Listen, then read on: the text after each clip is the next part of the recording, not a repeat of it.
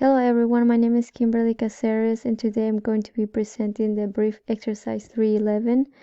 As you may see in here, they are asking us to prepare a trial balance for Crane Company at June 30, 2017. Here they have provided us with a list: accounts payable, liabilities, assets, dividends, and expenses.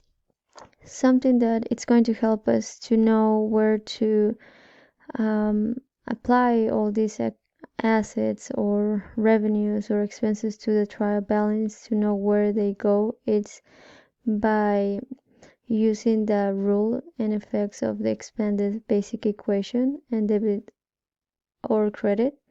So as you see here in this graph, it shows which one is, if it's either debit or credit, that increases either in assets or liability or in any, or if it could be revenues or expenses. So something that actually helps me a lot, it's by classifying them. So for example, here we have the accounts payable. We know that it's a liability, and by knowing that it's a liability, if we go here in the list, it says that liability increases in credit. So I noted that in here, and I did the same for the rest. After we classify all these accounts, and by knowing which, if they increase either in debit or credit, we can transfer them to our trial balance. And the trial balance, first they ask us to insert the date, and if we go back to the brief exercise, it says here that they are asking us to prepare trial balance for Crane Company at June 30, 2017, and that's what I did. I inserted that date, June 30, 2017. Next, I transfer debits first. So cash, it's an asset, and it increases in debits, and that's 5,600.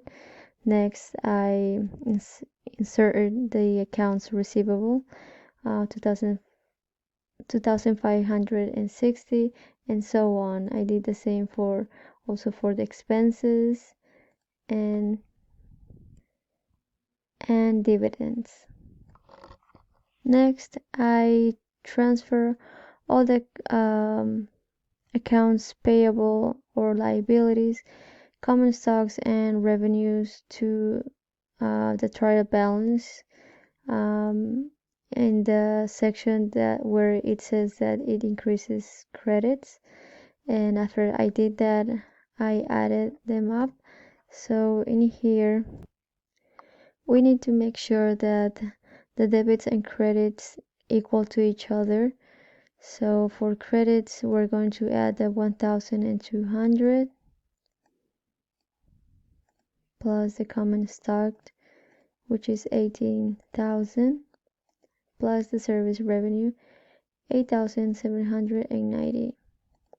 After I did that, I got the same number of the addition of the debits, which is 27,990.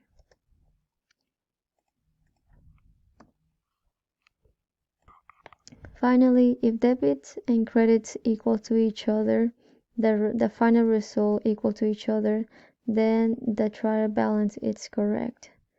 Please let me know if you have any questions, and one advice that I can provide is that the more you practice, the better. Thank you.